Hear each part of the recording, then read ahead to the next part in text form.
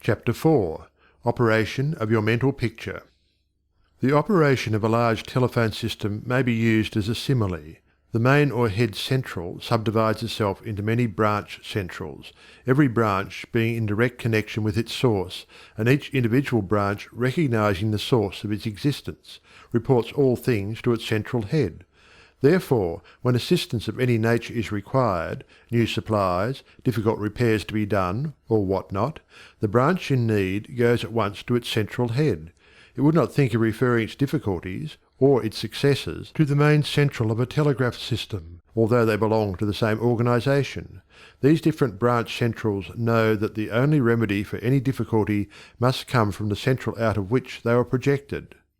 If we, as individual branches of the universal mind, would refer our difficulties in the same confident manner to the source from which we were projected, and use the remedies that it has provided, we would realize what Jesus meant when he said, "Ask, and ye shall receive." Our every requirement would be met. Surely the Father must supply the child. The trunk of the tree cannot fail to provide for its branches. Everything animate or inanimate is called into existence or outstandingness by a power which itself does not stand out. The power that creates the mental picture, the originating spirit substance of your pictured desire, does not stand out. It projects the substance of itself, that is, a solidified counterpart of itself, while it remains invisible to the physical eye. Only those will ever appreciate the value of visualizing who are able to realize Paul's meaning when he said, "The worlds were formed by the word of God. Things which are seen are not made of things which do appear." There is nothing unusual or mysterious in the idea of your pictured desire coming into material evidence. It is the working of a universal natural law. The world was projected by the self-contemplation of the universal mind, and this same action is taking place in its individualized branch, which is the mind of man. Everything in the whole world has its beginning in mind, and comes into existence in exactly the same manner from the hat on your head to the boots on your feet. All are projected thoughts, solidified. Your personal advance in evolution depends upon your right use of the power of visualizing, and your use of it depends on whether you recognize that you, yourself, are a particular center through and in which the originating spirit is finding ever new expression for potentialities already existing within itself. This is evolution, this continual unfolding of existing, though outwardly invisible things. Your mental picture is the force of attraction that evolves and combines the originating substance into specific shape. Your picture is the combining and evolving powerhouse, so to speak, through which the originating creative spirit expressed itself. Its creative action is limitless, without beginning and without end, and always progressive and orderly. It proceeds stage by stage, each stage being necessary preparation for the one to follow. Now let us see if we can get an idea of the different stages by which the things in the world have come to be. Troward says, if we can get at the working principle which is producing these results, we can very quickly and easily give it personal application. First, we find that the thought of originating life, or spirit, about itself, is its simple awareness of its own being, and this produced a primary ether, a universal substance out of which everything in the world must grow. Troward also tells us that though this awareness of being is a necessary foundation for any further possibilities, it is not much to talk about. It is the same with individualized spirit, which is yourself. Before you would entertain the idea of making a mental picture of your desire as being at all practical, you must have some idea of your being, of your I am, and just as soon as you are conscious of your I amness, you begin to wish to enjoy the freedom which this consciousness suggests. You want to do more and be more, and as you fulfill this desire within yourself, localized spirit begins conscious activities in you. The thing you are most concerned with is the specific action of the creative spirit of life, universal mind specialized. The localized God germ in you is your personality, your individuality, and since the joy of absolute freedom is the inherent nature of this God germ, it is natural that it should endeavor to enjoy itself through its specific center. And as you grow in the comprehension that your being, your individuality, is God particularizing himself, you naturally develop divine tendencies. You want to enjoy life and liberty. You want freedom in your affairs as well as in your consciousness, and it is natural that you should. Always with this progressive wish there is a faint thought picture. As your wish and your recognition grow into an intense desire, this desire becomes a clear mental picture. For example, a young lady studying music wishes she had a piano in order to practice at home. She wants the piano so much that she can mentally see it in one of the rooms. She holds the picture of the piano and indulges in a mental reflection of the pleasure and advantage it will be to have the piano in the corner of the living room. One day she finds it there just as she had pictured it. As you grow in understanding as to who you are, where you came from, and what the purpose of your being is, how you are to fulfill the purpose for which you are intended, you will more and more afford a centre through which the creative spirit of life can enjoy itself. And you will realize that there can be but one creative process filling all space, which is the same in its potentiality, whether universal or individual. Furthermore, all that there is, whether on the plane of the visible or invisible, had its origin in the localized action of thought or a mental picture, and this includes yourself, because you are universal spirit localized, and the same creative action is taking place through you.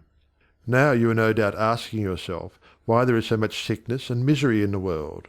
If the same power and intelligence which brought the world into existence is in operation in the mind of man, why does it not manifest itself as strength, joy, health, and plenty?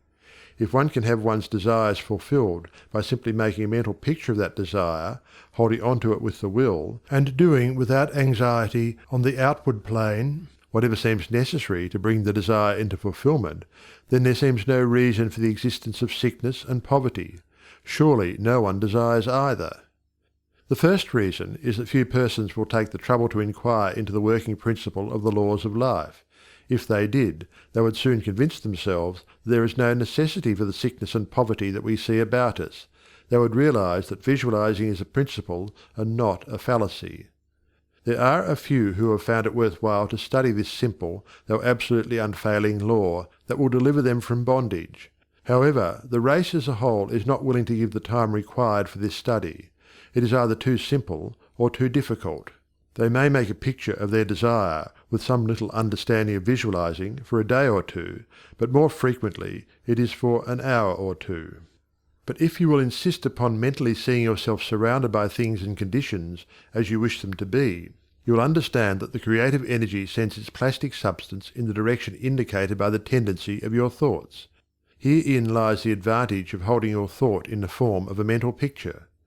The more enthusiasm and faith you are able to put into your picture, the more quickly it will come into visible form, and your enthusiasm is increased by keeping your desire secret.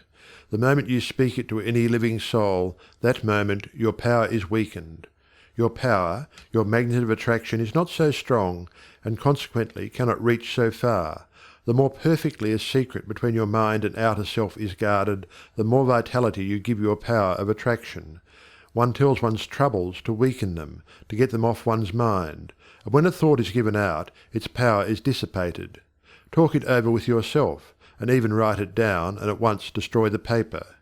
However, this does not mean that you should strenuously endeavour to compel the power to work out your picture on the special lines that you think it should. That method would soon exhaust you, and hinder the fulfilment of your purpose. A wealthy relative need not necessarily die, or someone lose a fortune on the street, to materialize the $10,000 that you are mentally picturing. One of the doormen in the building in which I live heard much of the mental picturing of desires from visitors passing out of my rooms. The average desire was for $500. He considered that $5 was more in his line, and began to visualize it, without the slightest idea of where or how he was to get it. My parrot flew out of the window, and I telephoned to the men in the courtyard to get it for me. One caught it, and it bit him on the finger. The doorman, who had gloves on, and did not fear a similar hurt, took hold of it and brought it up to me. I gave him 5 $1 bills for the service. This sudden reward surprised him. He enthusiastically told me that he had been visualizing for just $5, merely from hearing that others visualized. He was delighted at the unexpected realization of his mental picture. All you have to do is to make such a mental picture of your heart's desire. Hold it cheerfully in place with your will, always conscious that the same infinite power which brought the universe into existence brought you into form for the purpose of enjoying itself in and through you.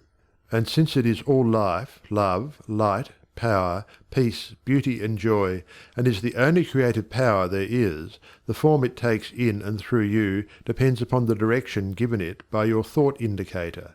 In you it is undifferentiated, waiting to take any direction given it, as it passes through the instrument that it has made for the purpose of self-distribution.